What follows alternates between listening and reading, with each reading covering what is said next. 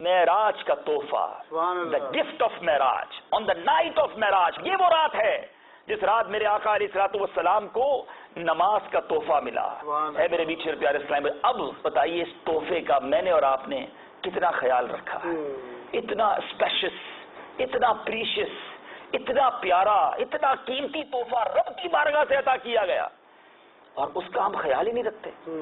پیارے آقا علیہ الصلوۃ والسلام ایک اور حدیث پاک میں فرماتے, اس کا مفہوم ہے کہ نماز میری آنکھوں کی ٹھنڈک ہے, نماز میں میری آنکھوں کی ٹھنڈک ہے.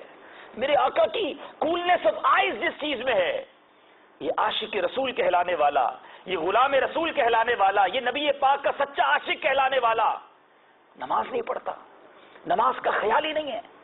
نماز ہو رہی ہے کوئی ٹینشن ہی نہیں, چلی گئی کوئی پرابلم نہیں, کل پڑھ لوں گا. اے میرے میٹھے اسلامی بھائیوں, یہ سچی غلامی نہیں. ایک اتنا خوبصورت گفٹ نبی پاک علیہ الصلوۃ والسلام کو دیا گیا, اور آپ اس گفٹ کی کوئی قدر ہی نہیں کر رہے. اور ذرا سوچے میرے میٹھے اسلامی بھائی, اب ایک تو یہ نماز, پیارے آقا کی معراج, تیری معراج کے تو جانے کہاں تک پہنچا, اور نماز کو مومن کی معراج کہا گیا. یہ ہماری معراج ہے. کیوں؟ علماء کہتے ہیں پیارے آقا علیہ الصلوۃ والسلام معراج کی شب تشریف لے گئے تو رب سے کلام کیا نا, نماز میں بندہ گویا اپنے رب سے کلام کرتا. سبحان اللہ.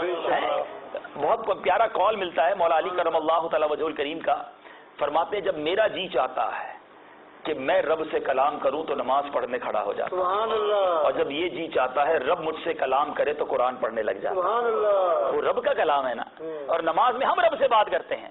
اب غور کیجئے کہ ہمارا اس حوالے سے نماز پر پابندی کا کیا حال ہے, کتنی نمازیں ہماری قضا ہو جاتی ہیں. اب اس میں نبی پاک علیہ الصلوۃ والسلام کو تحفہ بھی ملا, اور پیارے آقا علیہ الصلوۃ والسلام نے کچھ عذابات بھی دیکھے. تو ایک ایسے شخص کو دیکھا کہ اس کا سر کچلا جا رہا ہے, پھر سر ٹھیک ہو جاتا, پھر سر کچلا جاتا, بریک اس کا سٹون کے ذریعے سر کو توڑ دیا گیا, بریک کر دیا, پھر وہ دوبارہ نارمل ہو جاتا. پوچھا ہے جبریل یہ کون ہے؟ فرمایا یا رسول اللہ صلی اللہ علیہ وسلم, خلاصہ عرض کر رہا ہوں کہ یہ وہ لوگ ہیں کہ نماز, فرض نماز کے وقت جن کا سر بھاری ہو جاتا تھا. آج ہمیں بھی کوئی کہے نماز پڑھے, بس آپ چلے میں بعد میں آتا ہوں, ان سر بھاری ہو جاتا ہے, کل سے پڑھ لوں گا, بس آج نہیں, بس جمعے کی نماز سے پکی نماز پڑھوں گا. سر بھاری ہو جائے گا, پیر بھاری ہو جائیں گے, دل بھاری ہو جائے گا, نماز نہیں پڑھنی ہے. توبہ توبہ توبہ, یہ نہ کرو. اگر یہ عذاب قیامت کے دن مقدر بن گیا تو کیا کریں گے؟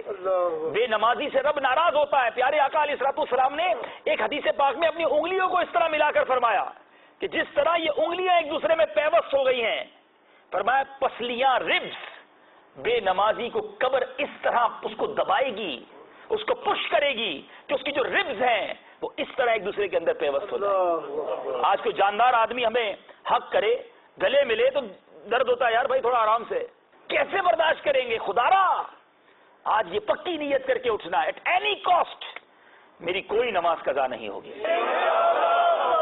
بلکہ جو نمازیں ہو گئی قضا, توبہ کرنی ہے اور اس کا اکاؤنٹس, اس کا حساب لگانا ہے, اور پھر وہ نمازیں بھی قضا کرنی ہے.